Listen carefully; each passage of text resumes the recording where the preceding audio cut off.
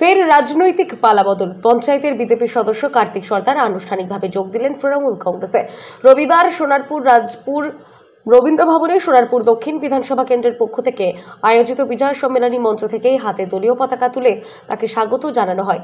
উপস্থিত ছিলেন সোনারপুরের বিধায়ক লাভলি মৈত্র, ডায়মন্ড হারবার যাদবপুর সাংগঠনিক জেলা সভাপতি শুভাশিস চক্রবর্তী, তৃণমূল মুখপাত্র অরূপ চক্রবর্তী, রাজপুর সোনারপুর পৌরসভার চেয়ারম্যান পল্লব দাস, সোনারপুর পঞ্চায়েত সমিতির সভাপতি বলাই বারিক সহ তৃণমূলের একাধিক জনপ্রতিনিধি ও কর্মী।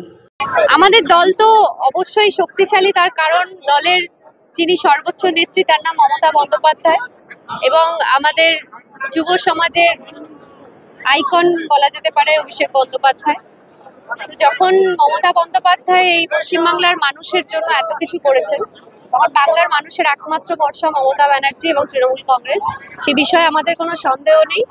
তো এটা আজকে একটা খুশির খবর যে আমাদের এখানে প্রতাপনগর অঞ্চলের একজন বিজেপির মেম্বার এবং তার সঙ্গে শতাধিক বিজেপির কর্মী, তারা কিন্তু মমতা বন্দ্যোপাধ্যায়ের আদর্শে অনুপ্রাণিত হয়ে এবং আমাদের অভিষেক বন্দ্যোপাধ্যায়ের দেখানো পথে আমাদের সহকর্মীদের ওপর, তৃণমূল কংগ্রেসের ওপর ভরসা রেখে কিন্তু তারা আজকে তৃণমূল কংগ্রেসে যোগদান করলো এবং আগামী দিনে মমতা বন্দ্যোপাধ্যায়ের হাতকে শক্ত করার জন্য, আমাদের দলকে আরো বেশি শক্তিশালী করার জন্য তারা মমতা বন্দ্যোপাধ্যায়ের পাশে থাকবে এবং মানুষকে পরিষেবা দেবে।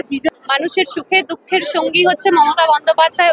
বিজেপি চায় না যে ভালো মানুষ থাকুক ওদের দলে, ওরা চায় যে ভালো মানুষ থাকুক। আর মমতা ব্যানার্জির যে উন্নয়ন, সেই উন্নয়নের দিক থেকে সেই জন্য আমি জয়েন করলাম, কিন্তু মমতা ব্যানার্জি উন্নয়ন করতে পারে।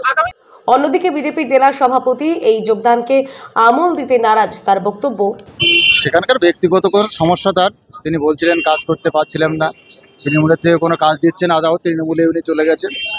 আসলে উনি যেখান থেকে এসেছিলেন সেখানে চলে গেছেন, আদর্শের সঙ্গে মেলেনি তার, বিজেপিকে বুঝতে পারেননি, বিজেপি কী ধরনের পার্টি তিনি বুঝতে পারেননি, এটাই সমস্যা। দেখুন, যে কোনো ব্যক্তি দল থেকে চলে যাওয়া ক্ষতিকর, তবে ভারতীয় জনতা পার্টির পক্ষে এমন কোনো ক্ষতি এই সোনারপুরে হবে না এরকম ব্যক্তি যাওয়ার, কারণ আরও অনেক মানুষ ভারতীয় জনতা পার্টির সঙ্গে আসছেন, নতুন নতুন তারা যোগদান করবেন, তারা সামনের দিনে দেখতে পাবেন। তবে রাজনৈতিক মহলের মতে সোনারপুরে বিজেপির সংগঠন কার্যত আরও দুর্বল হলো এই যোগদানে। দক্ষিণ 24 পরগনা থেকে জাহেদ মিস্ত্রির রিপোর্ট, টাইমলেস ডেপিকশন নিউজ।